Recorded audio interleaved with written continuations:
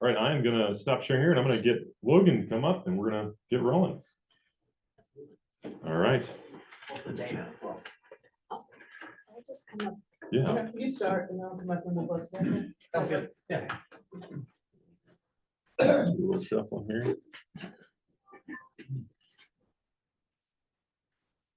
All right, Logan, while you're up here, while Mike, you're not here, let's get an introduction, see to the folks and talk about why you're here. Sure. First of all, thank you all for having me today. It's great to be in a room full of tree people again. It's been a while, at least for myself. I am the sustainability specialist for the city of Louisville. I know I'm going to speak a little bit more about like just some of my background, but I've worked in various capacities over the Front Range in arboriculture, urban forestry, and now more into sustainability. So really bringing that intersectionality into what sustainability has to offer and bring to urban forestry and vice versa, and how we can really mesh those worlds, especially within a municipal context. You know, I guess just highlighting a lot of what's happening on the federal level in terms of funding. I think there is an immense opportunity here for us all to work together across different departments and divisions throughout cities in the Front Range, especially. Just a little bit of encouragement there, because I think we, you know, with the funding being taken away, we can absolutely pull together resources in a way that I think is innovative and, you know, continue the work that we have been doing without taking any context out of it. So. Excellent. Yeah. People online, can you see the presentation? Yeah. All right, we're good to go. Cool. It's all you. Thanks, man.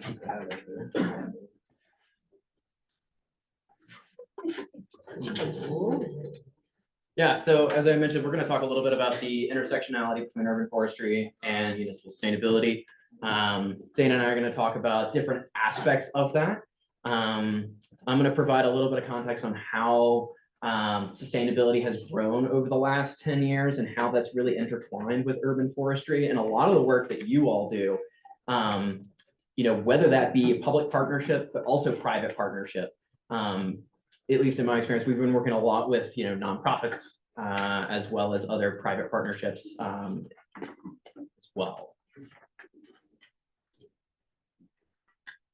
All right, so yeah, that's just kind of a little bit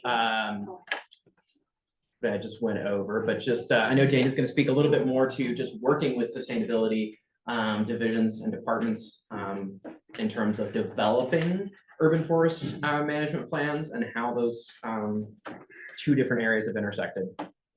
But a little bit about me, I just wanted to, you know, introduce myself because I recognize a few faces in this room, but a lot of you I don't know yet. And so as I mentioned, I've had the pleasure of working in various capacities over urban forestry throughout Colorado. And so like being able to work on urban forest management plans as well as working as an arborist in the field for a long time. So I feel like having an understanding of sustainability as it applies to a lot of the various capacities of which of the work that you all do in this room. So, and now I will say a little bit more about my role. I know how many of you have worked with sustainability departments, divisions within some of the work you do. Feel free to raise your hands.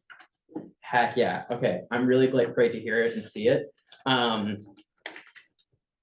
Cause as I mentioned, sustainability has grown a lot over the last 10 years, especially in Colorado, particularly for smaller municipalities like Louisville, of which I work for. And a lot of these positions are new. In a lot of ways, they're just finding a ways to integrate within urban forestry and to be able to help your urban foresters, be able to help your crews and be able to really overall increase tree canopy and the health of tree canopy in a way that is collaborative and in a way that is going to be, you know, not only healthy for residents, but also for those trees long term. Because I think we're all trying to get those trees to maturity at the end of the day. Yeah, and so, you know, just as that sustainability departments have grown, so have urban forestry divisions and departments as well. I think, you know, now we're seeing a lot of urban forest management plans being able to be propped up by sustainability action and climate action plans, and filter in some different funding mechanisms to be able to, so, you know, your municipality can hire a forester full-time or part-time for that matter. So really, at the end of the day, I think a lot of these two different departments and these two different sectors have a lot of intersectionality that I think is new in a lot of ways. And so we're trying to find ways to continue to work together and continue to solve problems for a lot of the constituents that we work for in some cases.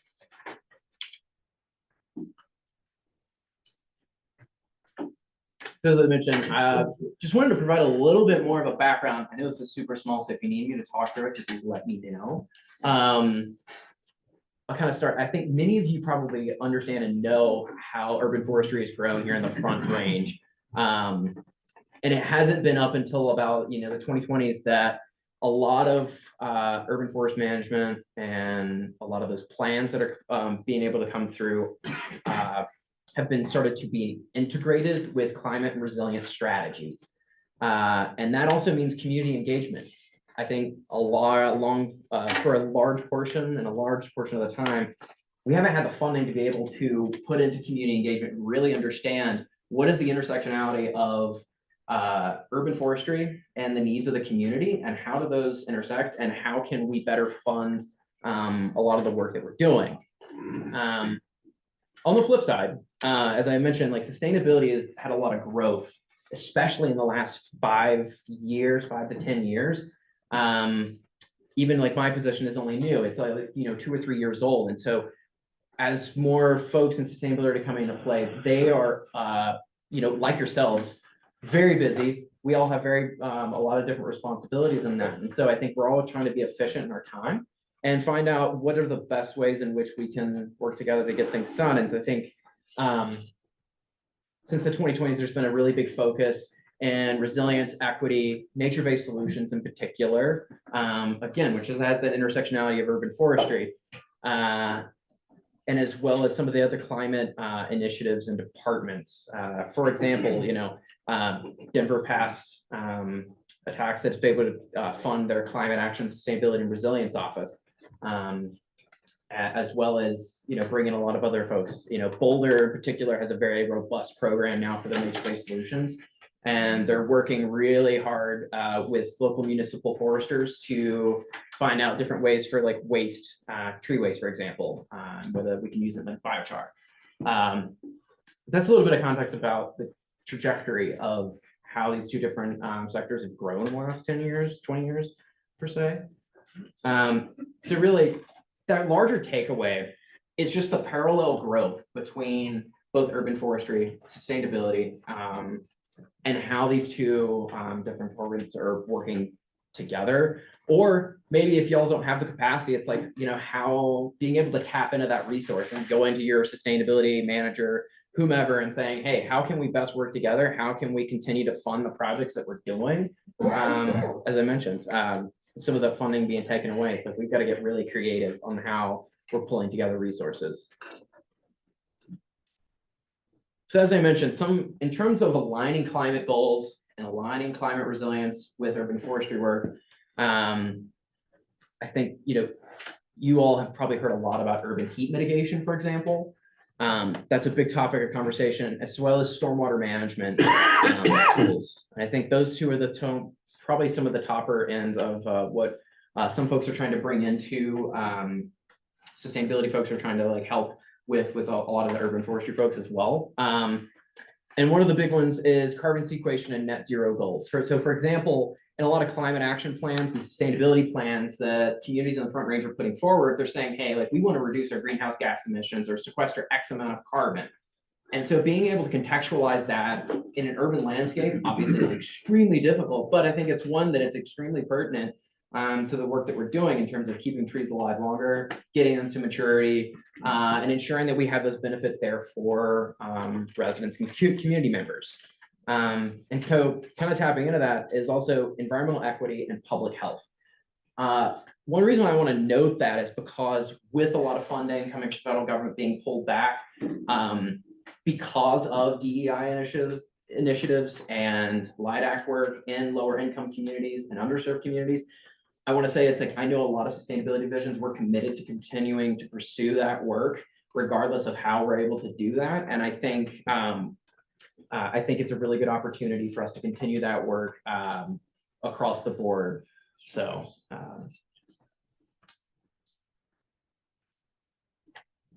So a little bit further on the integration of shared goals. I like to think of it kind of like this image here. You know, we start with the individual tree, moving into a neighborhood and citywide. Just as we have an individual person that's concerned about their community, and in that sense, it's like I think that continues to grow and expand. And I think, you know, being able to contextualize that on the individual tree level to how a lot of these benefits are contextualized on the citywide basis is extremely important, not only within terms of some of the goals that we're putting in within these plans to set by whatever X date, but how we're able to meet those, and you know, how we're caring for one tree is how we're caring for an entire city for that matter.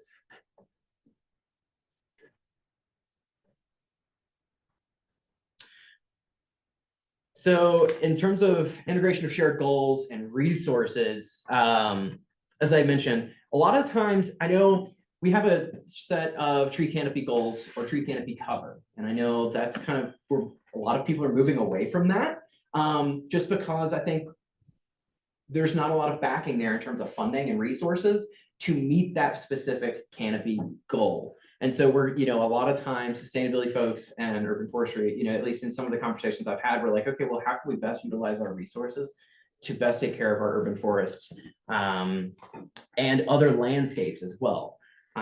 Whether we're talking about a lot of water-wise solutions in corporation with tree plantings and other fire-wise landscapes as well.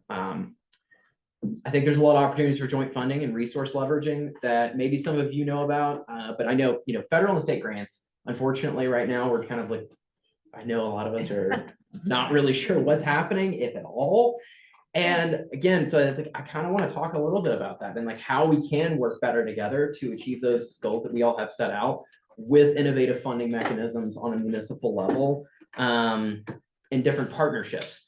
I think sometimes local carbon markets, I know that's a hot topic, but I know sometimes that there's some different ways in which we're able to contextualize that and bring that in and add a little bit of backing behind some of the plans that we have, but tree-based credit programs as well, green bonds and environmental impact bonds in particular, creating that intersectionality between stormwater management, green infrastructure. So a lot of you may know, like, you know, you might already have your trees and your urban forest contextualized as a piece of infrastructure for your city. And I think that is an incredibly powerful way of being able to continue to find different grant funding, different mechanisms to incorporate trees within funding mechanisms, whether that's with sustainability, with your utilities departments, or with facilities, for example, sometimes as well. And then the final point is data sharing and tracking progress. A lot of times your climate action plans, sustainability action plans are going to have particular carbon goals that for the citywide to meet. And so when your city council signs on with that and says, yes, we're going to meet that by 2035, for example, I think that puts a lot of onus on the community to meet that, a lot of onus on your constituents to meet that, and then especially on staff to figure out, okay, how can we best work together to meet those goals? And a lot of times that's going to include putting trees in the ground. So it's like whether we're talking about capital improvement budgets and operating budgets and intertwining them all together, it's incredibly important, but also having different key performance indicators to meet those at the end of the day that are communicated back to the public to show that we're able to really try to meet those goals at the end of the day. And I think those are all changing, and the ways in which I think a lot of sustainability folks are trying to work with different cities and urban forestry departments on that is also changing, even in the next, even probably coming up in the next 5 years, especially with a lot of rollbacks in funding. Yeah, so just speaking a little bit more about funding in uncertain times. Let's see. I think a large portion of more of the major cities in the Front Range in Colorado, they have different tax incentive structures. For example, like Fort Collins is 2050 tax, I think is big. And then the Denver Climate Protection Fund, for example, 40% of those funds, of those tax funds, go towards underserved and low income communities in particular. And so I think it's like, we're able to really try to meet some of our canopy goals, as well as giving, ensuring these people, these neighborhoods and these folks have tree canopy cover in the next 20 years per se. And different climate tax structures. That's something that I think is incredibly powerful, but also maybe less so with a lot of the stuff happening at the moment. And then finally, budget structuring. That's something we talk about in sustainability a lot, is how we structure a sustainability budget within a city, and whether that's going to be like a mainstream municipal budget, a parallel budget, or initiative budget. And sometimes those can factor into different projects, like your capital improvement projects, or whether we're looking more at pulling things out of a general fund, for example. I'm happy to go into that a little bit more if anybody has questions after or anything, but I don't want to dive too deep into that.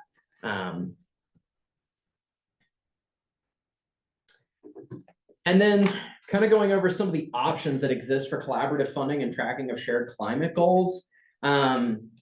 So a lot of times we're going to set these climate action goals in which we're saying we want to meet X reduction of greenhouse gas emissions, or we want to increase tree canopy by X amount, or we want to see more shared mobility in a city, for example. But I think there's a lot of climate and action sustainability budgets that are being developed, as I mentioned before, but stormwater utility fees, some of you may already be utilizing that in a way of being able to increase tree canopy, whether that's in like a business development area of your municipality, or urban heat mitigation funds. There's a lot of research happening sometime, and especially in like Boulder County in particular, which Louisville's tapping into in terms of they're measuring a lot of heat, urban heat islands throughout the city. And so like we're able to tie that back into more like canopy or county-wide urban forestry in the sense of like identifying areas that are highest in heat.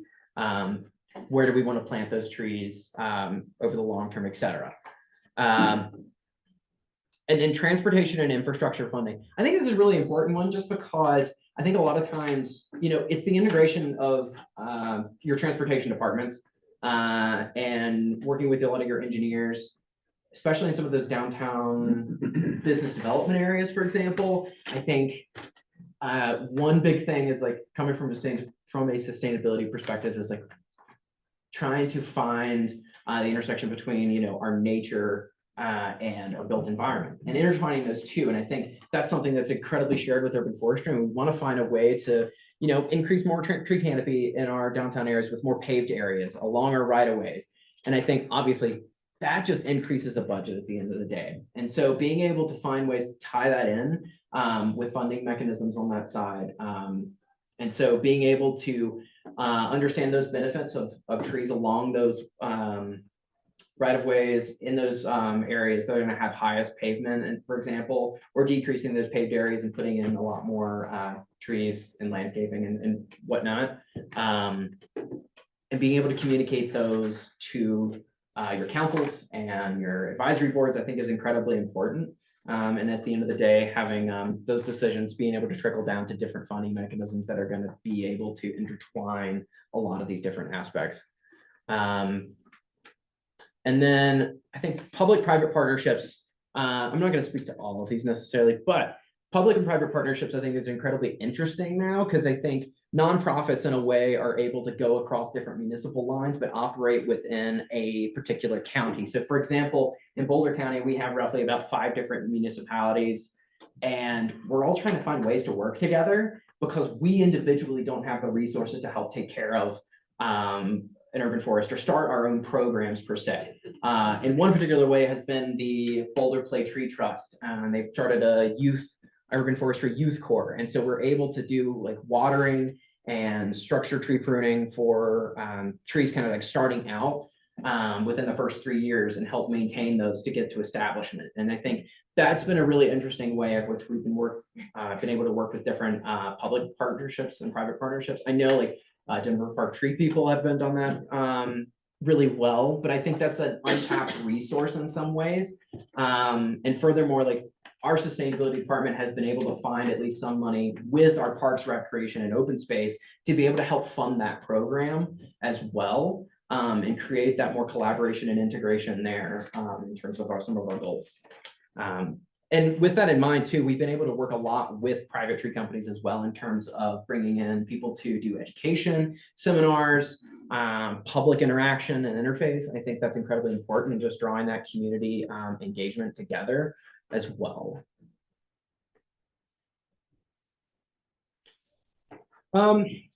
This is one I kind of wanted to bring up, just in the sense of like identifying opportunities for equitable climate work with city funds in particular. This comes from some of the community engagement, the rapid assessments done on the city of Denver. I know Elizabeth is very familiar with this probably, and but this was done by the Karcher office there. And you can't see it up here, but let's see. I think it's up here in the very top. More trees, tree maintenance for folks. And this is particularly done in underserved and low-income communities. But I just want to put that up there and say, like, we all care about trees. We want more trees. We want to be able to take care of them. But I think more people identifying, like, what are those priority needs? And people say they want more trees. They want more shade. And they want more of the benefits that come from trees. And I think that's important. When we're talking about community engagement, you know, whether that's internal, external to a city or municipality, saying like, this is incredibly important. So we've got to find ways to be able to put more funding towards this, and integrate those funding opportunities towards that. Yeah, and I put some resources in at the end of the slide deck. If it's shared out, you know, feel free to check that out, because I think that's an incredibly important resource that, you know, whether it's, you know, this is coming from a very large city for that matter. But I think there's ways to do this on a smaller scale that's impactful and can create change, and we can still continue the work that we have been doing as we have, without having to change our ways too much. What year was this? That was done in 2022. So, yeah, absolutely.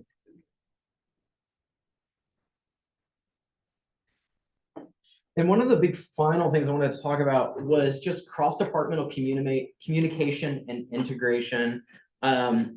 This is something that has been a big, like a pet project of mine since I started within sustainability on a municipal level. And that's really creating that cross-departmental collaboration. I know that's going to vary from city to city, from town to town, and especially based upon the leadership that you have and the structure of a city government that you have as well.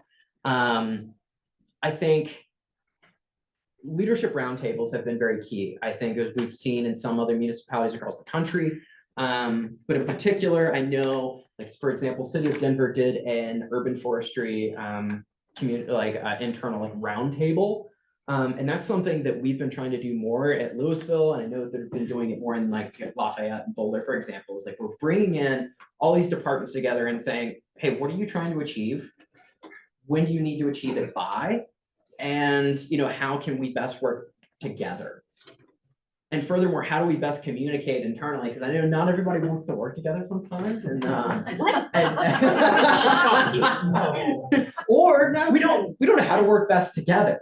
And I think we all have different styles and communication styles. And I mean, I know this is very general and high level like leadership, but I think it's so incredibly important because, you know, as more folks in the sustainability world are coming into these positions, as those positions are being created, it's like, you know, trying to go and introduce yourself. And it's like, okay, well, you know, how can we best prop each other up in a way that like really leverages our resources to the fullest?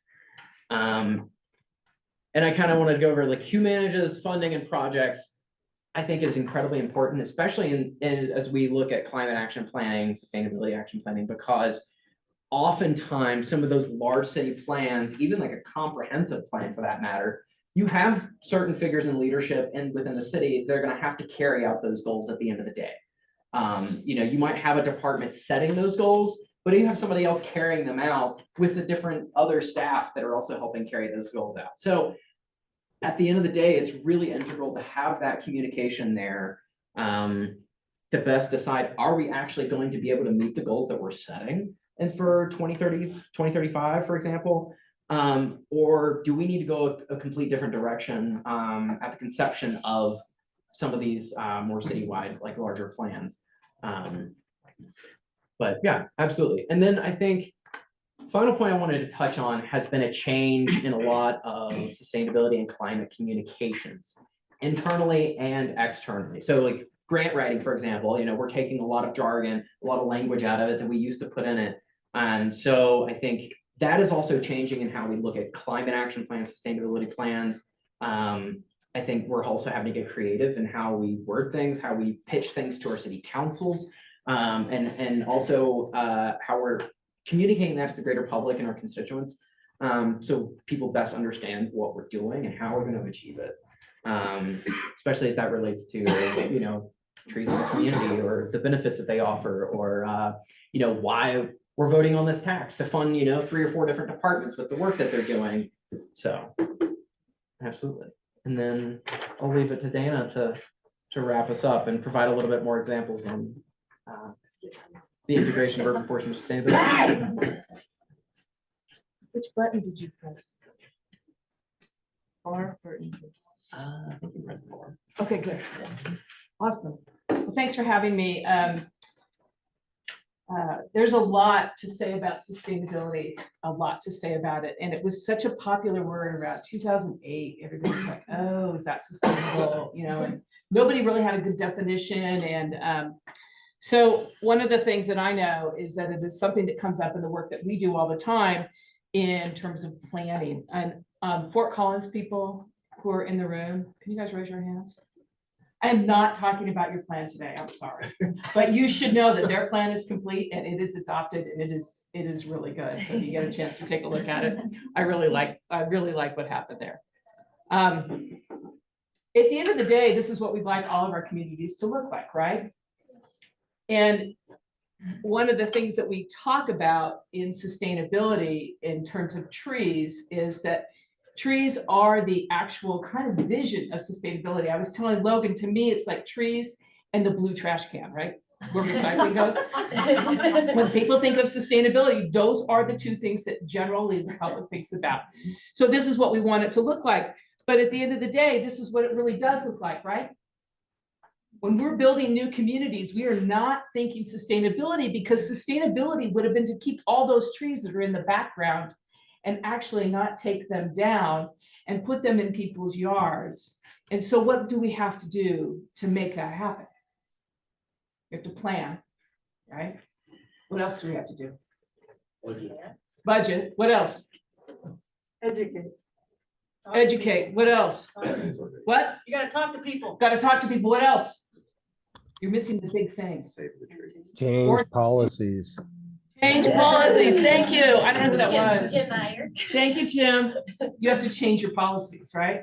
So you can want what that looks like for sustainability purposes, and what people, the citizens that are not in this room, right?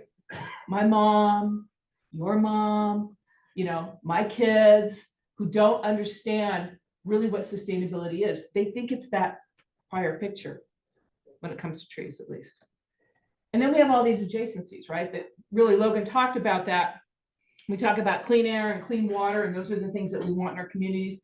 Those are sustainable issues. We talk about climate change. Are we going to go have to back to say global warming again? I'm really worried about how we talk these days, by the way. Yeah. How our utilities are. What do our utilities do? I mean, think about if you're from California, if you follow news from there, and you think about the fires, and you think about what's happening with the trees there and what the losses are in terms of all of that, that's not sustainable. What does that really look like? What do the utilities need to do? How do they interact? We're doing a little project here. What's your title again, Thaddeus? Urban Wood Guy? Yeah. Yeah, we're doing a little project with Thaddeus. What about urban wood? That's a big part of what Fort Collins does. There's a small city on the coast in California that has a closed loop system. They don't put any wood back, and no wood back. And in California, you can't put wood in the landfill anymore. You really it can't be, just chipped. It's like 20% of your waste can be wood, and that's it. So how are we doing that? That's a sustainability issue. What else is important in your communities in terms of sustainability? Where you work? Do you guys talk about it in urban forestry at all? No? Yes? No? Yes? Okay, well, I'm going to give you some examples about how it's being talked about in urban forestry planning. So the first one is actually a local project. This was Edgewater. Edgewater is 3/4 of a mile square. Anybody can do an urban forest strategic plan or master plan. So the goal of this one was to mitigate the effects of climate change. This project actually came out of the sustainability board. And we have not seen that very much. Who has a sustainability board in their city of citizens? You guys have it, citizens? Yeah. Who has sustainability department or director? Do you have a director level? Yeah, bigger cities are having the director level. So their goals on, the planning framework was to improve air for this project was to improve water quality. Pretty simple, lower summer temperatures, reduce stormwater runoff, improve human health, and provide habitat for wildlife. Those were the things that they wanted their urban forest plan to do. And their sustainability plan goals, as listed below, save and protect our water. So there's some adjacency there for current and future residents, and then create, protect, and sustain a robust natural ecosystem for healthy community and its residents, which is really, really broad. There's a lot of tree stuff that can fall underneath that because trees do so much, and I don't have to tell the audience what the trees do. So in this particular, I'm not going to read this to you, but these are the plan recommendations that we came up with. And these are the sustainability goals, and they align a little bit. But at the end of the day, there's only so many goals, only so many things that trees can do, right? For sustainability. But they are the thing that everybody thinks of, other than the blue trash cans, when we talk about sustainability. So one of the things that I really liked was that, that create, protect, and sustain a robust natural ecosystem.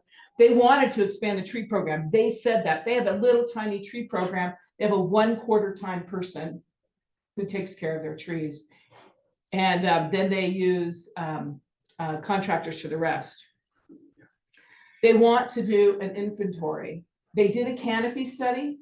Unfortunately, we were unable to quantify that correctly. So the increase and the decrease in trees, we told them don't do canopy, do boots on the ground, do what you can manage, right? Because they're not managing private trees. If you want to do, this is my beef with canopy studies. If you want to do a canopy study, they're awesome. But if you're not going to do a follow-up of who should be planting those trees, don't do one. Because you're not responsible for most of those trees if you work in a city, right? So that's my beef. Don't let that leave this room, okay? But I love this established a green business program. So when we were walking the streets in Edgewater, because it doesn't take very long, right? We went by a bar. In this bar, we were hanging tags on trees to tell people what the value of these trees were. And we went by the bar, and the bartender comes out, and in addition to offering us a beer, which was really nice, but we couldn't do it because we were working, he said, I want more trees here, and how do I get more trees on my neighbor's place? So how do you establish green business to make it more sustainable? What does that look like? So that's one of the things that they wanted to do. And then, of course, engaging neighborhoods. And this goes back to community engagement is a critical part of doing urban forestry plans. And when you talk to people, you need to talk to them in a language that they understand. If the word that you need to use, if they're interested in sustainability and the words you need to use are trees make your community more sustainable, then use them. Even though we know they're not the only thing, they're part of it, right? This is a completely different take on sustainability for this one. This is Oakland, California. Their plan was adopted about a month ago. This plan is amazing. Ton of community engagement, a ton of community engagement in 3 different languages, Chinese, Spanish, and English. And when I Googled, what I did was I looked at some of the plans and I put, sustainability in the search, and I really learned that sustainability is not in a lot of plans that are happening. Sustainable, like if I went to Louisville and did a urban forest strategic plan, my assumption would be that Logan would be at the table. But that isn't an assumption when you go into a community to do a plan, because many people don't get that intersection between trees people who work in sustainability don't get that intersection between trees and sustainability. The community does, right? Citizens do. They understand because, like I said, that's the most visual part of sustainability. So they have a cultural sustainability background for this project. And the Ohlone people, which is the native tribe that was there, who inhabited this land for over 7,000 years, had a deep-rooted cultural relationship with the land that exemplified sustainable practices. Their approach to sustainability far exceeds our contemporary understanding of the term. So they looked at that as the overarching, even though equity was how they got the money to do this plan, the sustainability from the very beginnings of this community was how they really wanted us to look at this. I thought that was very, very interesting. They took this very long-term view. How many years is the Fort Collins plan for? 20 years? Is it 20-year plan? They wanted a 1,000-year plan. Originally, that was one of the things they talked about. They took the very long-term view. I'd love to see a 100-year plan done. I really would. We won't be here to implement it. Well, maybe you guys, younger people might be, but I won't be. So is equity part of sustainability? You're shaking your head yes, Freddie. Why do you think that? Just curious. Why do I think that? I think it's a balancing thing. You make it inequitable that you've got, difference in resource use, and then you can't make something sustainable. You're not balanced. Yeah. I think also there's an education component in equity as well. Different cultural groups use trees for different things. When I worked in the Central Valley in California, we couldn't plant a tree in a neighborhood in Fresno if our life depended on it. It didn't have fruit on it. Vietnamese neighborhoods, Hmong neighborhoods specifically, around a specific church where people settled in the late 60s and early 70s. We were unable to get that to become a well-treed neighborhood until we determined that we had to plant fruit trees. And so that was what was really important. So there's a cultural part, and that's a part of an equity part, being in people's different languages and historic resources that they have. And then Berkeley versus Oakland. And the reason I put that up there is if you're familiar with the San Francisco Bay Area, Berkeley is right next to Oakland. And Berkeley, the People's Republic of Berkeley, and I did some college work there, I'll admit.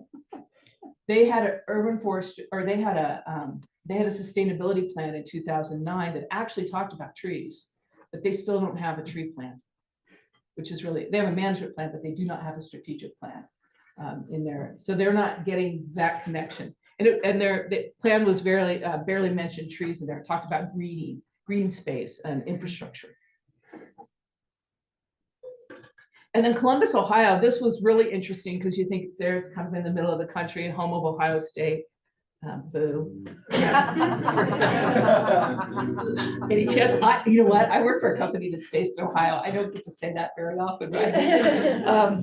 So this was really interesting because the person who is in charge of sustainability, the sustainability officer for the Mid-Ohio Regional Planning Commission 4, she was actually on the committee that helped with this plan. But there were these, I dug really deep in this plan, and I knew enough about this plan to be dangerous because my friend Carrie worked on this one.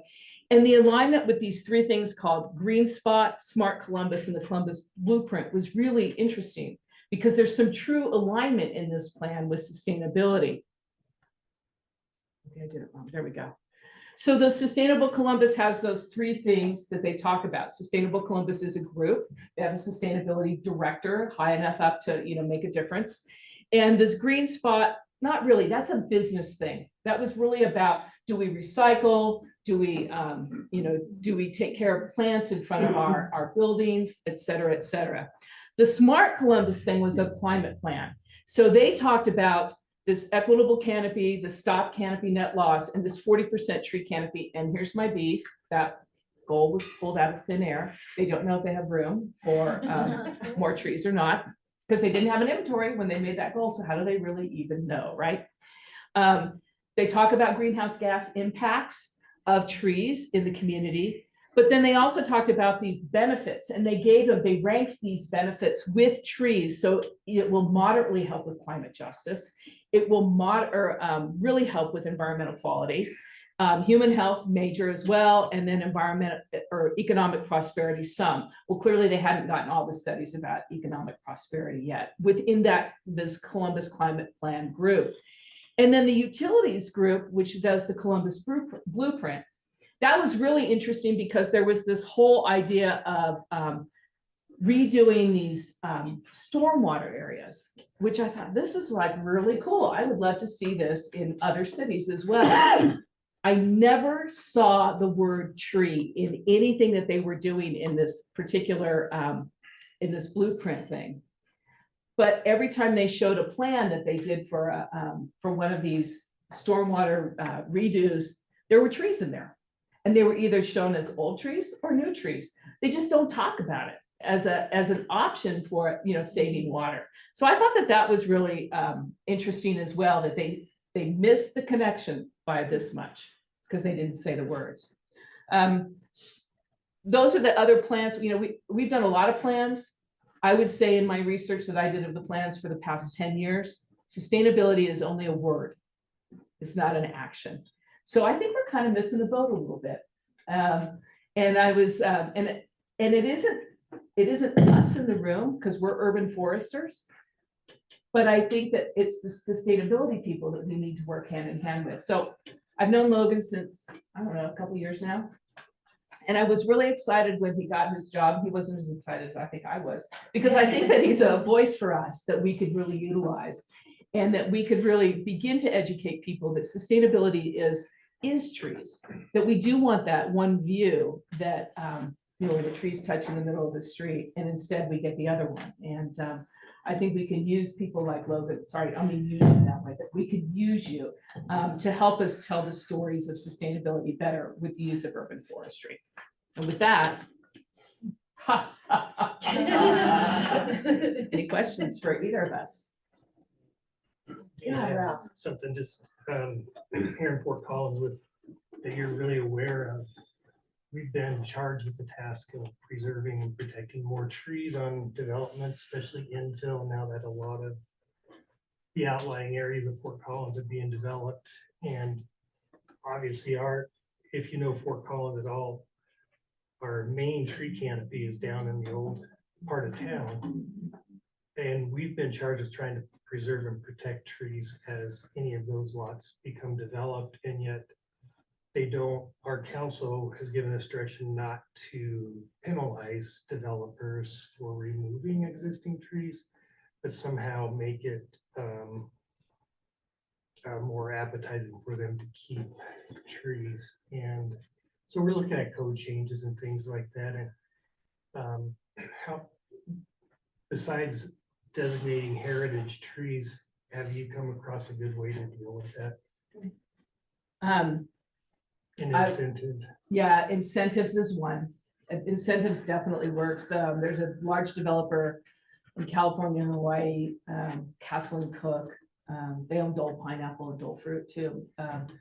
But one of the things years ago, I worked with them as a consultant before I went to work for Davey to look at how you could preserve more trees in developments. And they actually were the first to put alleys in new housing developments as in California, so that they have bigger front yards with no driveways. And the idea was more greenery. It didn't sell very well, which was interesting. They only did one development like that in the end. They had 4 slated.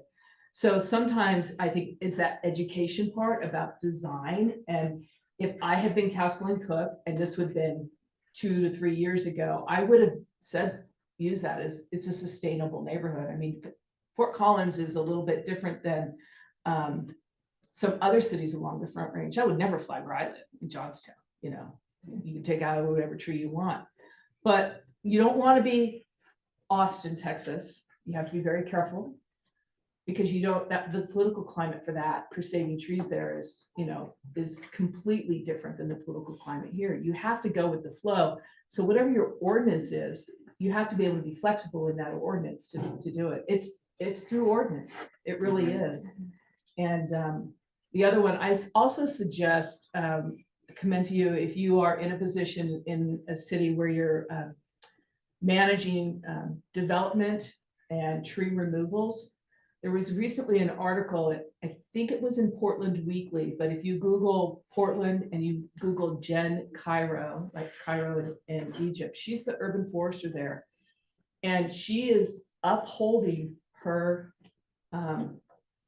her ordinance the way she was told to, and she is now the evilest person you could possibly imagine. And it was, I don't know if you've seen that article, but it was really, really eye-opening.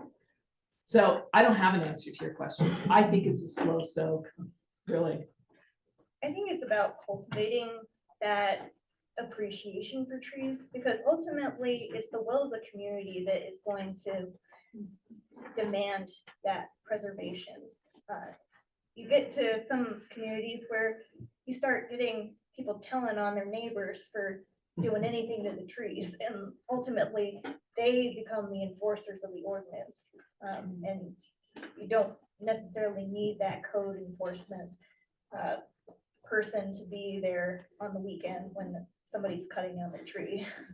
I think Ralph, you know, you go back, I mean, you're retiring on April 4th, and go back to where you were when you started. It's changed, right? It's a slow, you know, the fact that Freddie goes to schools to talk about trees is a huge thing, right? Because you're teaching the next generation. And maybe we throw the word sustainable in there a few times and maybe we'll get more, you know. Try to spell it right. We're known for typos in that presentation. We were when we did them at Arbor Day at schools too, so I'm looking forward to that.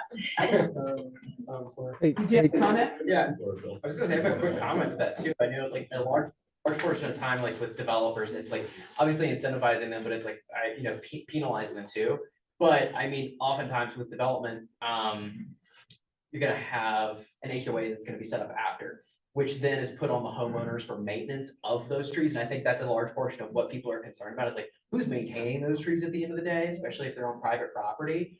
And, you know, if your HOA fees are gonna keep going up, and as we start looking at like wildfire mitigation in some areas for neighborhoods in particular, it's like, these HOA fees are astronomical. And so I think that's a really big pain point, is like with development, it's like going to like figuring out on the back end before the developer starts breaking ground, like, what's that HOA gonna look like? Or like, what's that organization for the maintenance of those trees gonna look like afterwards, and encouraging them and saying, hey, like, you're better off keeping the larger ones than you are going in and planting a bunch of new ones at the end of the day.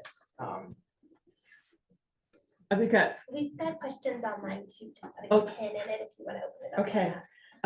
You got time. We got time, we're good, Good. okay. Gertie, then Fred, then online, okay? I have three thoughts. In my neighborhood, and I live in one of the older neighborhoods near downtown Denver, sustainability isn't trees. Sustainability is densify.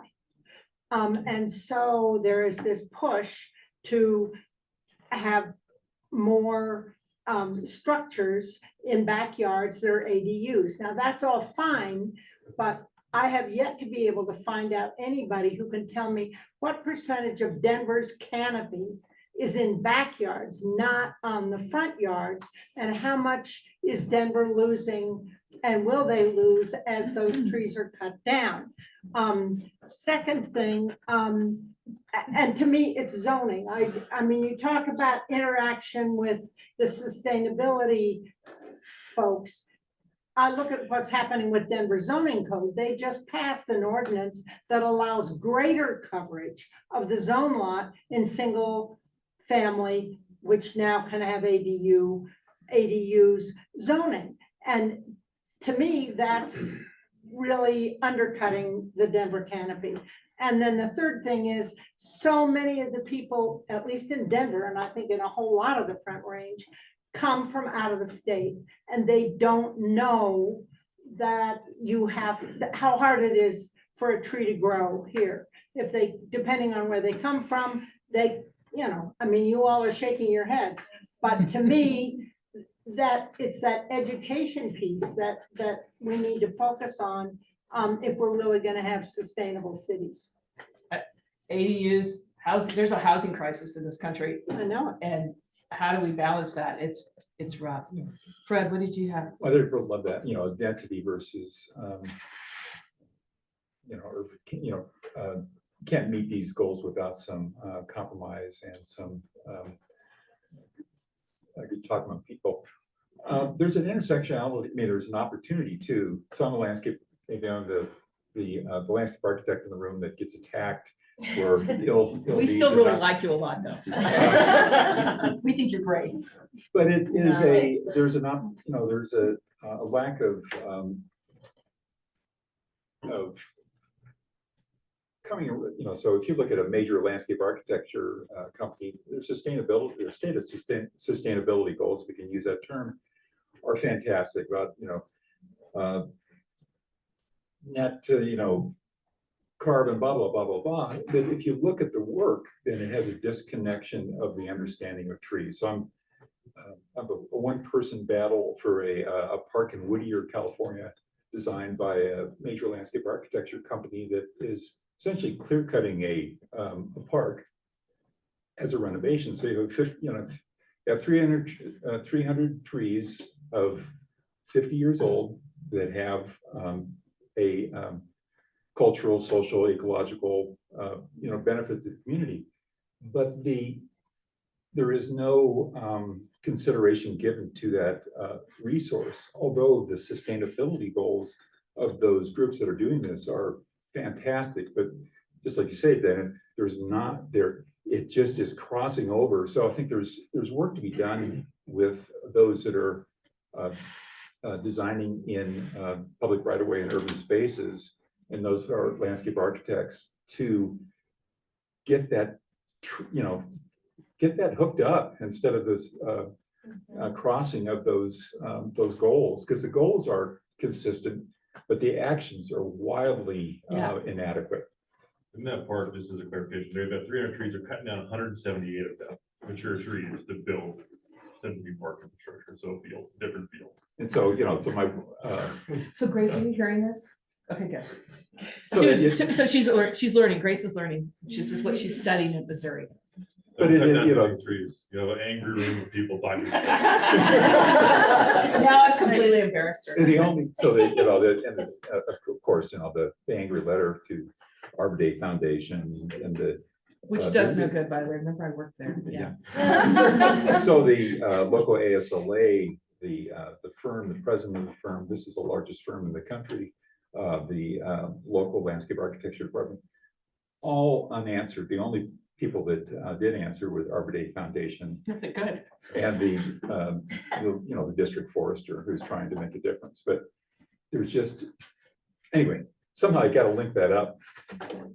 Mind if I add one thing? Yeah. So sort of on the intersectionality theme, and I'm probably the other landscape architect in the room. Hey, there's two. Cool. But also a planner, and a lot of what we're talking about around regulatory side and trying to approach the issue from multiple dimensions. It's not an all or nothing. It's not, you can't regulate everything. You can't do it all based on goodwill.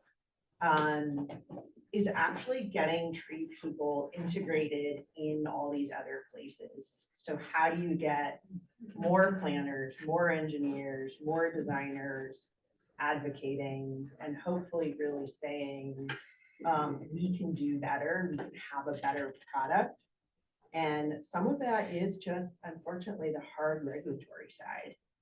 And I know in a lot of my past work, people will come out and say, yeah, I love trees. Yeah, I support sustainability.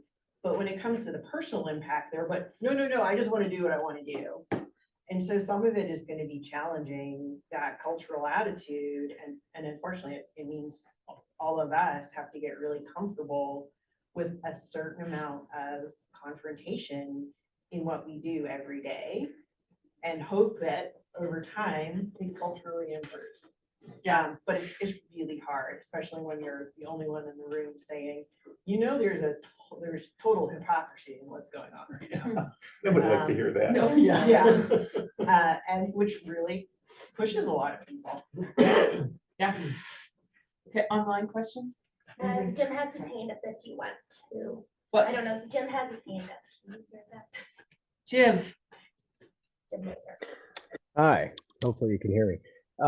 Just gonna kind of cap on everything that everybody else is saying. And I think, one of the common themes I'm hearing from everybody is education. And I think that's a priority because if you look around the room or you look at people you talk to, environmentalists, tree people, we are a very small minority of the mass public, right? And unfortunately, in the political climate that is today, if you don't have a mass majority saying we want this thing, we are always going to be kind of on that quote unquote losing end. So I think for me, one of the big things, like Elizabeth was saying, is really getting the public on board, but trying to educate them not just on the sustainability stuff, because everybody has heard that ad nauseum. It's more about, hey, it's not just the community, but yeah, if you want this, you are also going to have to give up some things, kind of to Elizabeth's point. And I think once that happens, then you can start looking at changing your ordinances, changing your zoning code, because as Gertie was saying, some of the zoning code that Denver has really impacts what we are able to do and save and retain trees. But that's because it's a public driven thing too. So if we can't get the public to buy off to say, change the zoning code, we're kind of stuck. So that's kind of where I was going with it. Thank you. That's a good comment. What Okay, else? then we have a question from Natalie at Longmont. And seeing a lot of these plans for sustainability, I feel like a lot of focus on tree planting and fail to mention the maintenance of existing trees, or they do and it's very minimal, especially those on private property. Have you found ways to fund tree maintenance on private property? I have found most grants and things do not want to fund maintenance. They only fund tree planting, and it seems to be a roadblock in working with sustainability departments. Yeah. Yes, you Yes, are. Thanks, Natalie. I don't know, I mean, I use San Francisco as an example of this in the sense that they've taken ownership of a lot of trees in their city. Personally, as a sustainability person, I think that's the only way that we're actually gonna be able to achieve that, and really investing in those public trees, and the community's gotta come together and say that they've gotta give something up in order for that to happen. And unfortunately, I think that's just like, that's a pain point, I think, for a lot of folks and a lot of communities, and we're like, it's something that hasn't been done in a large portion of the countries, and yeah, there is a huge focus on just tree planting, and I'll be frank, that's one conversation with Louisville City Forester, Chris Lichty, that we're having, it's like, that's the reason why we're not doing an urban forest management plan at this point. That's why we're being very careful about, okay, well, how many trees do we want to plant? Because we can barely take care of the ones we have now. So. And the San Francisco story is really good because they passed a law where they have a permanent fund in their budget every year that cannot be touched to manage all trees along the right of way, which were, had that kind of funky ordinance that said, well, that's our tree, but it's really your tree, which we all have those ordinance, right? The other thing I can say is that we also need a paradigm shift when it comes to tree care. How many of your people, and I'm picking on you, Amanda, I'm sorry. How many of your people know how to prune a young tree for structure? Like how many people? How many of you have that plant, right? How many are planting? Mhm. And how many of those people can actually prune a tree for structure from the ground? Probably not a lot, but we do have a dedicated group of like community foresters and our workforce development that do learn that through us. See, But it's very small. there's a group in St. Louis, Missouri, a nonprofit organization, and I can't remember the name of it, and it's not Missouri Relief or Forest Relief, whose role is to actually go prune young trees. That's what they do. And as much as, I work for a tree company, and get yours, okay? We need to prune trees when they're young. That will save a ton of money, and we need to get the heck out of doing block pruning. We need to stop doing block pruning and pruning trees that don't need to be pruned. So at the end of the day, it's going to be a huge paradigm shift, but we need that paradigm shift. In California, there's one company that takes care of 182 cities. They prune the trees for 182 cities exactly the same way. Exactly the same way. They inventory the tree, then they go ahead and prune it because that's the block they're on, regardless of whether or not it needs it. So that's a huge paradigm shift that we need to think about. And it's going to cost a lot of money to do that. But in the end, it's going to save money, right? Don't laugh. Shh, that's a secret. Don't tell anybody I said that, okay? Davey Resource Group and Davey Tree, sometimes we think a little differently. Yeah, I'll We have just one more add, question. At least one. Go ahead. Who was that? Natalie, I think.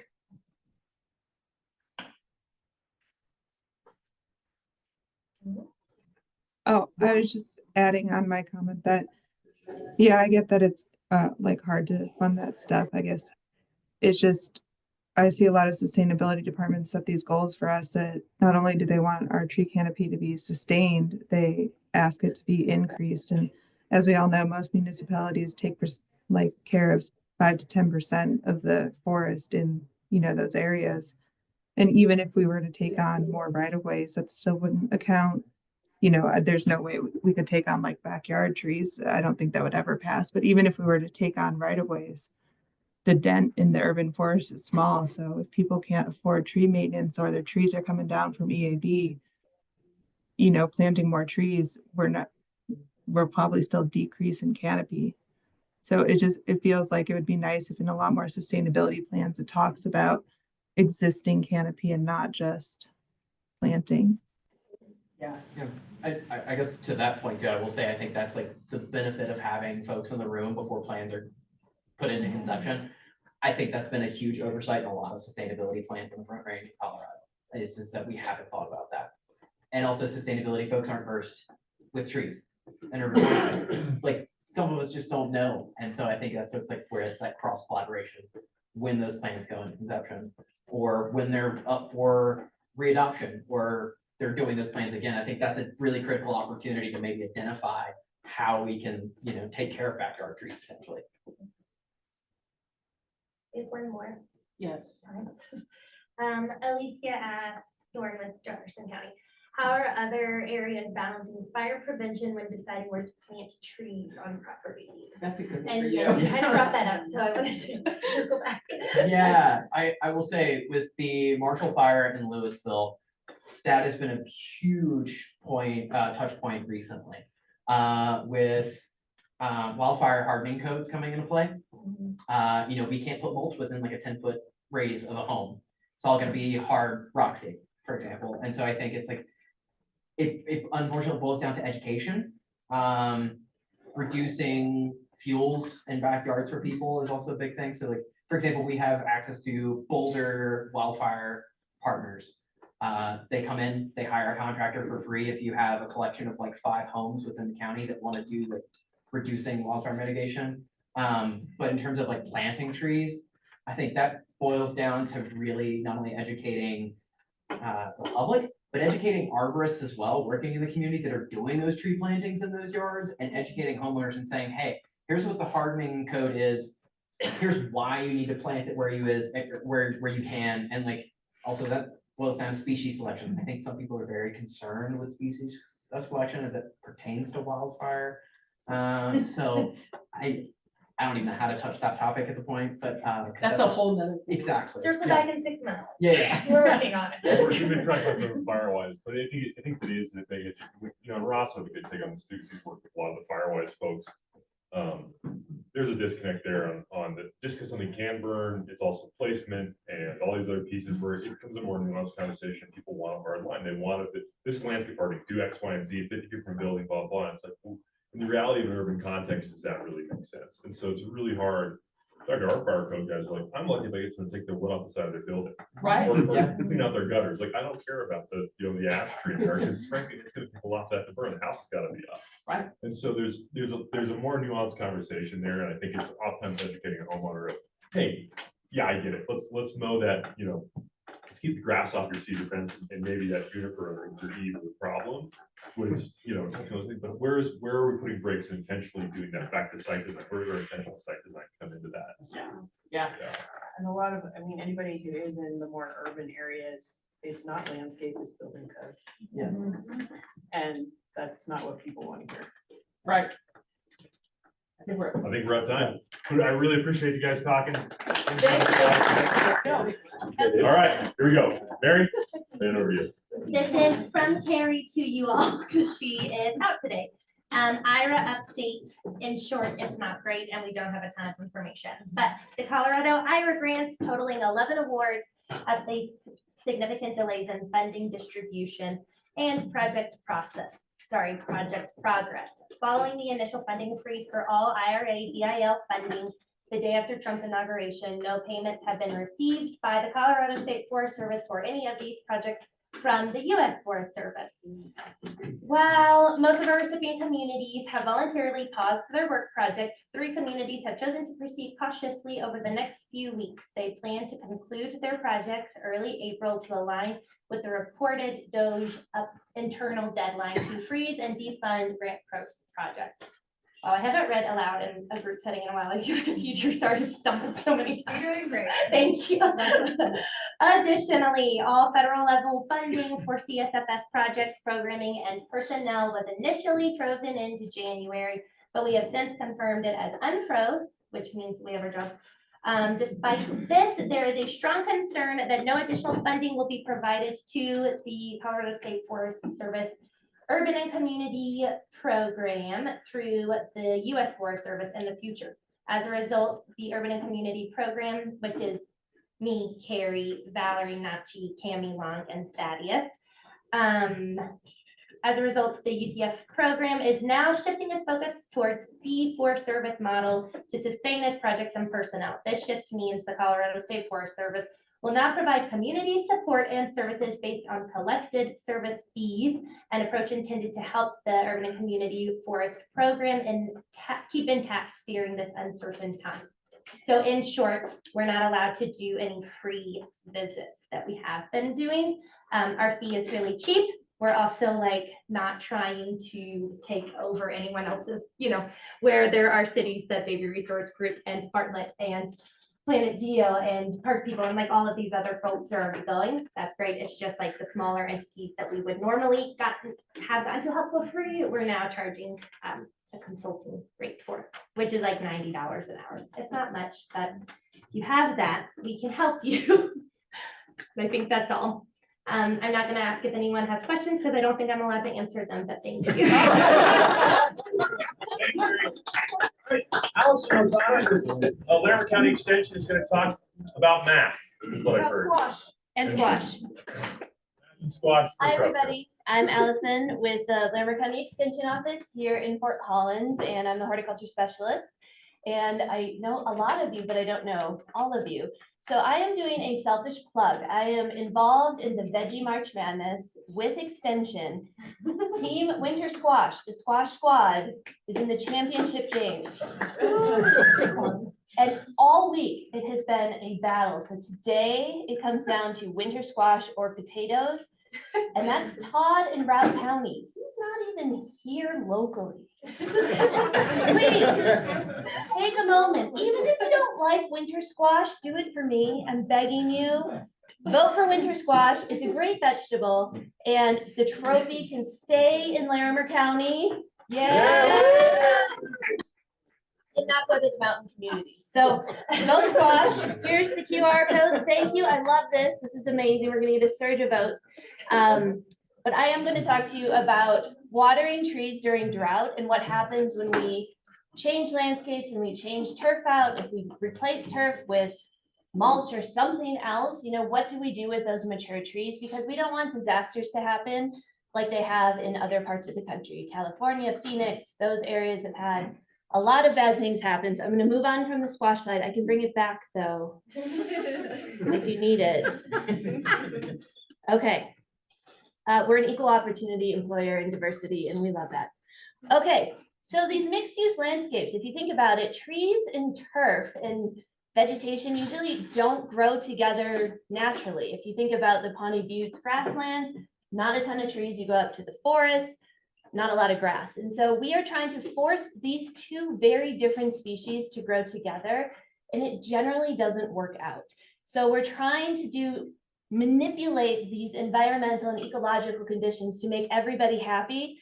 And at the end of the day, somebody's not happy. So how do we adjust how we're maintaining and doing cultural approaches to landscape management when we have these pressures of reducing water use? And we're always the first on the block, right? we, the industry, always are the first to say, oh, you're wasting water. You know, having parks areas, you're watering all the time, or they see sprinklers running and they don't understand the nuances of all of this. And so we really need to kind of figure out how to maintain our urban forest with also having landscapes in areas that are aesthetically pleasing to our communities and benefit us in so many other ways. So these Cash for Grass programs, I know that we got some money from the state. Fortunately, I guess I'll say it wasn't a ton of money. And so distributions to local municipalities wasn't a lot, which was really good. Unlike some of these other communities where we've seen this happen, Phoenix is a great example, where homeowners could actually apply for funds, rip out their grass, rockscape it, and then not necessarily care about the mature trees or other plants that they had. And that's where we don't want to make that mistake. And I feel so fortunate being in Colorado because we really do care about our trees and we care about the future, and having these plans and sustainability is all a really, really good thing. And then really people, homeowners, that's really who I work with a lot of the time. They want the quick fix, right? You often work with homeowners too, and they think, oh, if I put in buffalo grass instead of my Kentucky blue, I'm going to save, you know, hundreds of dollars the first season. For those of you who have done landscape conversions or worked with people on this, you know that it's a pretty slow process, and it doesn't happen that instantly. So they can save money, and we're all looking for ways to reduce water use. And it doesn't always mean that you have to swap out vegetation. It can mean reducing run times. It could be putting in drip irrigation instead of overhead. There's a lot of other ways we can tweak things. And I will say, like, statistics on how Coloradans have saved money, it's somewhere in the neighborhood of, like, we've already saved 20% of water. I would say our industry does an incredible job of saving water. I think we're very smart and savvy, but then there's that broken sprinkler head that runs when it's raining and it gives us the black eye. So we can always do better. So just know that. I think you're doing an amazing work. So just know that. Yay, you guys. But this tree decline, this is where it becomes really painful, is when we have these mature trees and we stop watering, or they're used to getting regular irrigation and then we stop irrigation and then they start to go into decline. And there's that old question, right? Like, how long does it take to replace a 20-year-old tree? 20 years. Yeah. How long does it take to replace some turf? Sod. Yeah, an hour.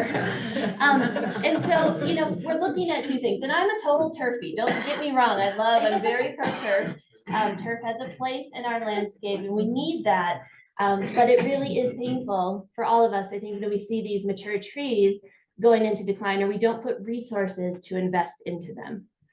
So here's another QR code. It doesn't take you to squash, I promise. This is the University of Reno publication on watering trees in a hot, dry climate. Have any of you stumbled across this and are using it? I think it's fairly new. I will say that it is a daunting publication. Freddie mentioned math. It's a lot of math, but it's not scary math. It's like, you know, formulas, which are kind of fun because it's a plug and play situation. So they have a website that gives you the basics in the skinny. At the bottom, it links you to a PDF that's 44 pages long. Now, what's really nice about this document is that it goes through step by step of, like, the irrigation needs for trees. It talks about where the roots are. It talks about lower water use trees and higher water use trees. And remember, this is Nevada, so not necessarily directly equivalent to Colorado, but I think it's one of the best resources that we have right now. So I would encourage you to take a look at it and don't be too intimidated. The first, like, 25 pages are really just helpful information, like, and they might be good to share with homeowners. They might be good to share with clients and new staff coming on. But that is good. And I'll have this document again, or you can just do a quick search. So when we're looking at watering, this is nothing new. And I've done this presentation a couple times, so I'm sorry if you've heard it before. I'm trying to get better at it. The first couple times are pretty rough, I'm not gonna lie. But where to water? So we want to focus at the canopy the drip line kind of just inside of the canopy and then going out. That's where those root or water absorbing roots are located. We obviously have the buttress roots. We have the structural roots that are keeping the tree in the ground. That's a really good thing. But those fine roots, those little wiry roots that you have, those are the ones absorbing the water and nutrients, and they are extending out from the trunk and into the landscape. But the majority of them are located somewhere around the drip line where the canopy extends. So when we're looking at watering, if we stop with turf irrigation in pop-up heads or whatever, and we're looking to put in drip, or even to put in a hose and sprinkler, if you're working with homeowners, we're looking at focusing on watering at the drip line there. And this is great when we teach the kids for Arbor Day. The kids always say, oh, tree roots grow down in the center of the earth. We know that's not true. So most tree roots, 24 inches down, and really actually the majority are probably no deeper than about a foot. And that depends on your soil type, compaction, and things like that. But our roots really, you've been there, right? You've dug, you know that most of the roots are going to be where soil oxygen is good and also where water is more plentiful and available. So drip irrigation, super efficient. Who is using drip for watering trees? What do you think, Louis? Oh yeah, you are. Of course you are. Yeah. Tell me, Louis. Well, you can water a lot of trees with very little water. Can water a lot of trees. So super efficient, low water use rates, but maximum output. Is that fair? Okay. How about in the landscape using drip? We have a nod. Logan, is that? Yeah. Yes, Logan, tell me. Our open space and parks team really likes a lot of drip irrigation. I think it's actually required in a lot of cases Nice. that we do that, especially with a lot of like our garden in a box, resource central stuff. So, Amazing. yeah. Any issues with drip? And yeah, especially like updating everything and keeping track of it. I think that's a big pain point. Yeah, because generally what we recommend is that you put your drips under something, right? Under some sort of mulch, whether that be wood chips, whether that be rock, if you're in the fire prone areas. But you put it under something, and maintenance is really hard, much harder to follow those lines. And if you're trying to go to somewhere where they don't have like a plan or the as-built, or even if the as-built are wrong, because we know that sometimes things don't follow what the design called for, it makes it really hard. So you might get damage, you might get, splits, you might get rabbits. There's a lot of things.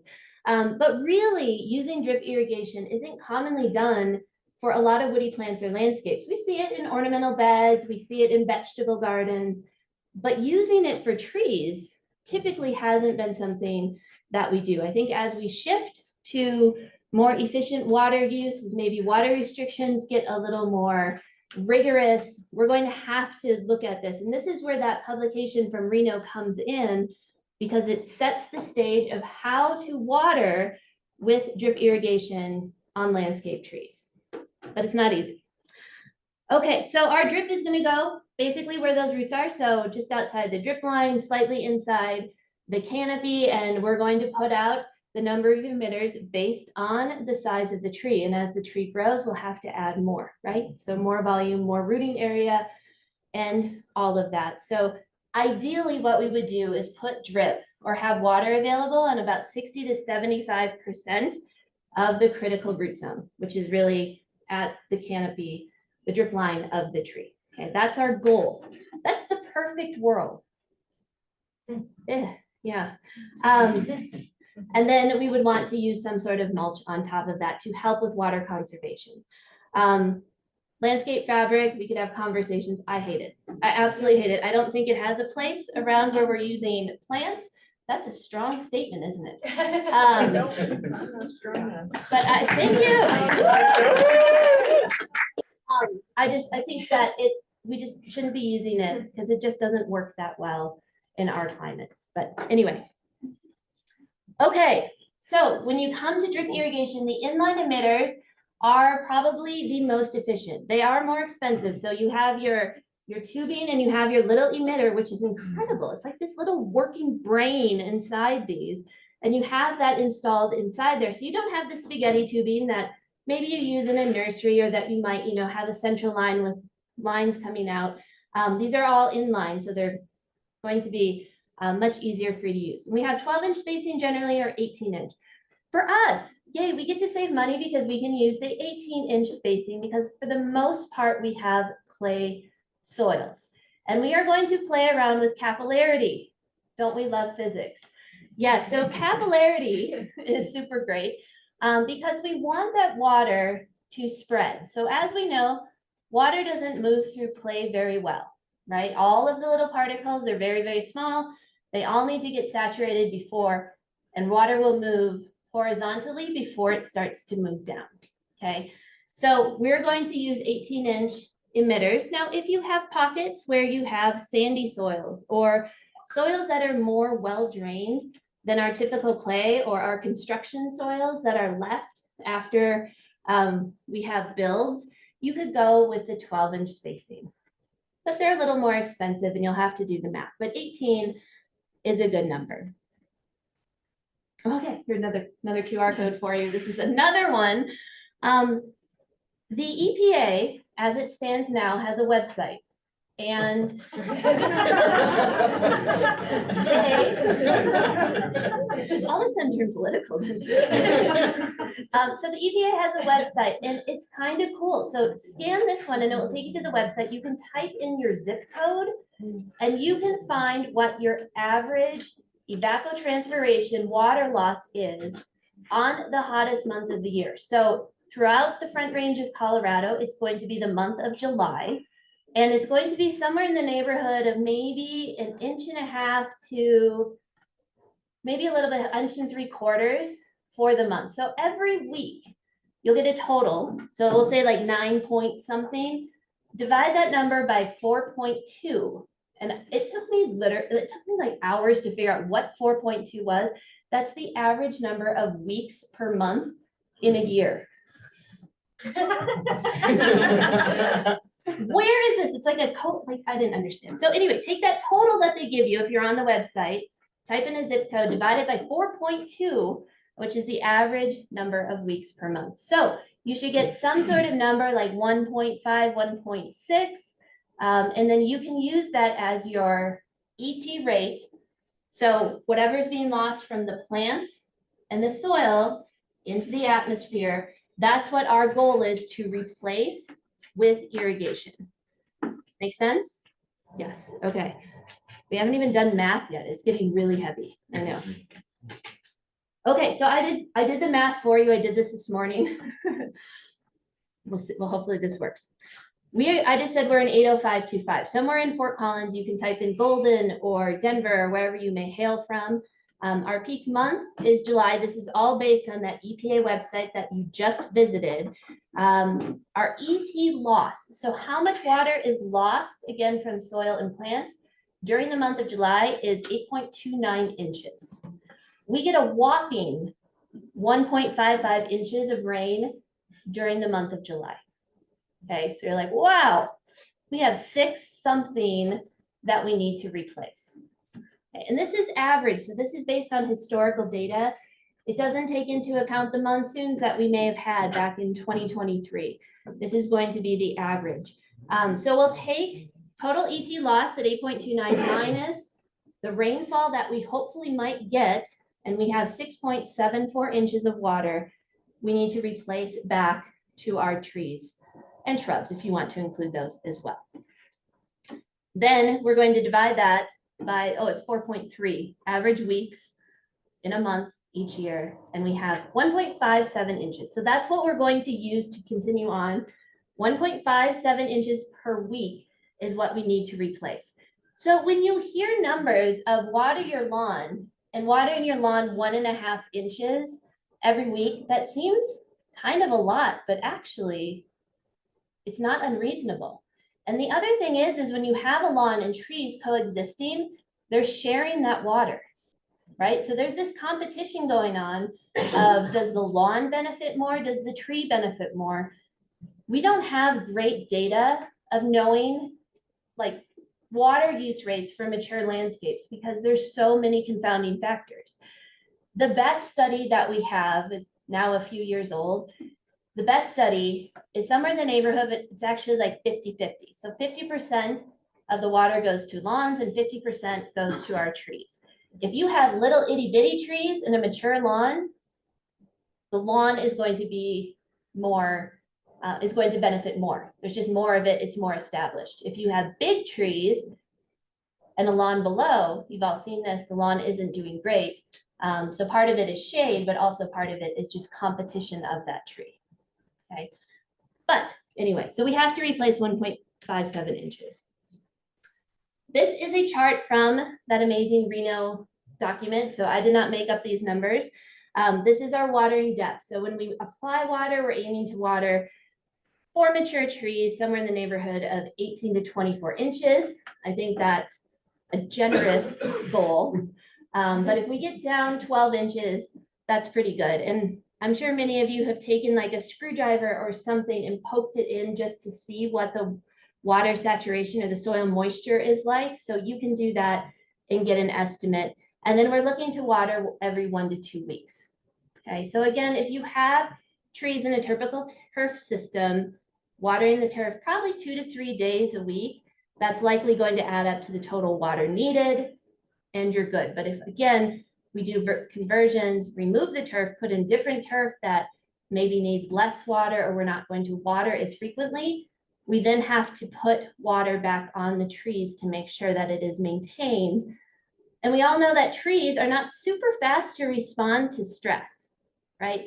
We could have a stress event and it doesn't show up in the tree canopy until maybe a year later, or even 2 years later, or we've had some wicked temperature swings and the tree doesn't really show those right away. So they're kind of a slow responder versus your peace lily houseplant that gets drought stressed and immediately wilts. So just be aware of that too. All right, here we go. Here's the math. Oh my God, you guys ready? How much do we irrigate each week? So let's just say we're going to work with low water use trees, hackberries, most of the oaks, those kind of trees, versus higher water use trees. Spruce, I would put in this category, lindens, things that need more water, otherwise they get some stress. But let's focus on the low water use tree. 0.5 is the coefficient that we're going to use. Okay, so that's a constant. That is what's provided in the Reno publication. Then you're going to look at the crown diameter of the tree.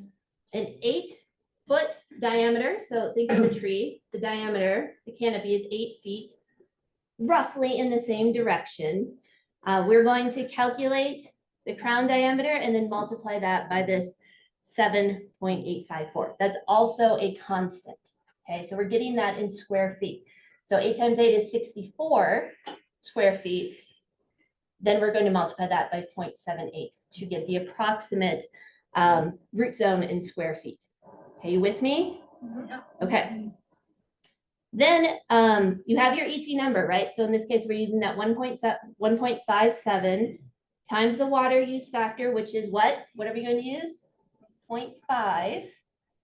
Okay, low water use trees, times the root zone, which I don't think I provided you that number, but it's like 50 something if you do the math. And then you use 0.623, which is just the gallon, the number of gallons converted to inches that you would apply, or inches converted to gallons. That is another constant. Okay, so you have these 4 numbers that you multiply together based on the size of the tree that you have. And so this little 8-foot tree, low water use tree, needs 25 gallons of water each week. Whew. All right, it gets more fun because you're like, all right, cool. How do I install drip irrigation to water 25 gallons? Guess what? There's more math. Everyone celebrate. Okay. So our clay soils at 0.6 gallons per hour. This is going to be based on the emitter that you use. If your emitter is 1 gallon per hour, you would change that number. But this one is 0.6 gallons per hour. We're going to use the 18-inch spacing. Okay. There's another formula if you want to use 12-inch spacing, but for 18-inch spacing. And then our formula is down here. Emitter flow rate in gallons per hour, 0.6. Okay. Number of emitters, that's what we don't know. That's what we're trying to figure out. And then the number of hours in gallons per tree, okay? So in this case, I did the math for you. 33 emitters are needed. So a coil with 33 emitters needs to go on the outside of the drip line of this tree. You can make 2 rings, right? I don't know how long 33 emitters are in a piece of drip irrigation, but you might be able to do 2 rings, okay? Whatever, however that works. And to apply 25 gallons of water, you need to water 1.26 hours. So you're on clocks, you're on schedules, you can do this all at once. That's easy. Once a week for 1.25 hours, you would water your little small 8-foot diameter tree. If you have a big old tree, you're looking at watering 8 hours a week to apply 960 gallons of water. Now, to me, that number seems really big. That seems like almost 1,000 gallons to water a tree that's a 50-footer. A big tree. It's been in the landscape for a long time. Catherine Moravec, who I think many of you know, she's down in El Paso with the El Paso Water District. She assured me that 1,000 gallons, very reasonable, especially for the tree that it's helping maintain. Yeah. Do we have, so say you're running a turf zone, how, like, we're saying that same 50-foot area, how much would a turf zone be running in a standard week, do you think? I wouldn't know the numbers, but how much would a turf zone run in a typical week? I would say that your gallon output is going to be much greater because drip irrigation has like a 90% efficiency. Good turf irrigation, 60 to 70%. That's really good. That's like tweaking it and working it out. Like some are far worse than So that. in my loaded question, we'd still like to be reducing our water input on that space. We still could reduce our water input on that space, even with turf irrigation. Yes, yes. Okay. I feel like I've lost you. Should I put squash back up? Okay. So anyway, this is how you can start to work through things as you identify areas or clients or parks areas that you need to, you know, still provide water for. But this is a really good resource. And again, the math is, it's there. It's there. Someone, if you are not a math savant, that's totally fine. Someone that you know is. And it's just basic algebra. Okay, so I know it's taking you back, like 7th grade algebra was a long time ago. But you can do this. And if you have the numbers, if you can calculate the numbers and you just plug them in, you're in really, really good shape. Okay, so don't be too scared. It's intimidating. I've sent this to a couple of homeowners and they just couldn't. They just couldn't deal. But here it is. This is my final disclaimer. At the end of the day, it's better to put some water on than no water. Water some. Don't water none. Okay. There's the publication again. I can leave that up. Really do take a look at it. If you find faults with it, I've sent this out to a number of industry people and other colleagues. For the most part, it's pretty good. It's pretty good. But if you see faults with it, I would love for Extension to come up with something like this. I also don't think we need to reinvent the wheel if this will work for our climate, which I think it will, because Nevada is pretty darn similar. Oh, sorry, Jim. Okay. Questions? We're at the end. I'm right at 11. There will be no questions. Everybody out.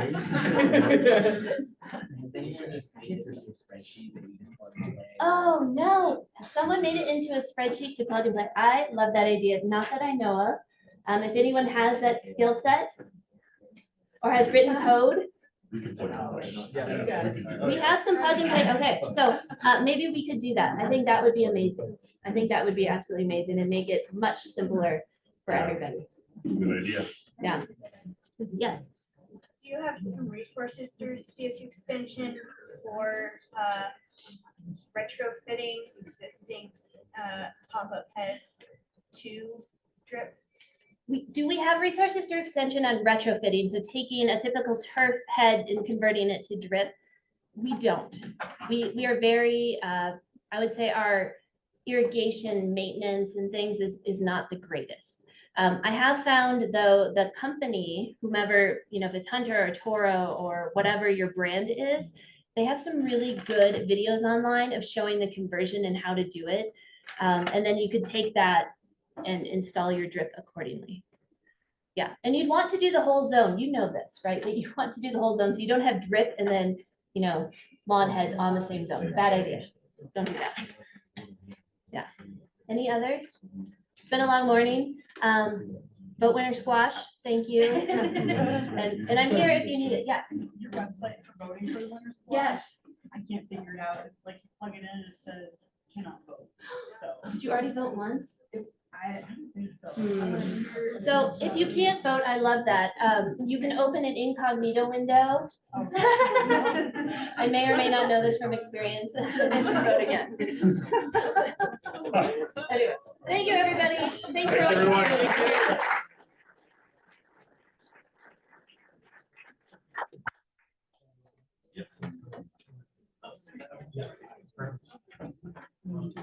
Thanks, everybody. Everybody have a good rest of your day. If you need anything, thank you to everybody else on the Fresca panel, the dancers, the best dancers in the room. Amanda, and then. And then there's Amanda. And then there's Amanda. All right, thank you, everybody. See you the next one.